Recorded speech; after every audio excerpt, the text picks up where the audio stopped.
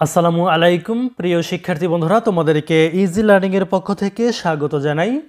আজকের ভিডিওতে অষ্টম শ্রেণীর নতুন ইসলাম শিক্ষা বইয়ের পৃষ্ঠা নাম্বার 89 এর সমাধান করে দিচ্ছি। এখানে দলগত কাজ রয়েছে।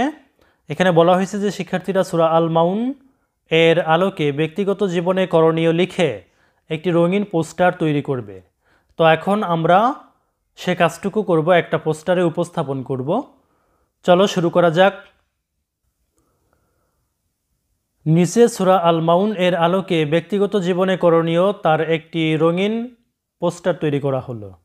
সূরা আল মাউন এর আলোকে ব্যক্তিগত জীবনে করণীয়: 1. সালাত আদায়ে অলসতা করব না।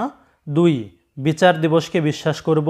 3. ইয়াতিম ও অসহায় দুস্থদের তাড়িয়ে না দিয়ে সাহায্য সহযোগিতা করব। 4.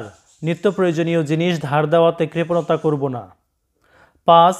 নিজেরা ইয়াতিম ও অসহায় দুস্থদের সাহায্য সহযোগিতা করব ও অন্যদেরকেও উৎসাহ দিব। 6. লোক দেখানো সালাত আদায় করব না।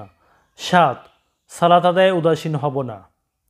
তো প্রিয় শিক্ষার্থী বন্ধুরা, যদি ভিডিওটি ভালো লাগে শেয়ার করে দিও।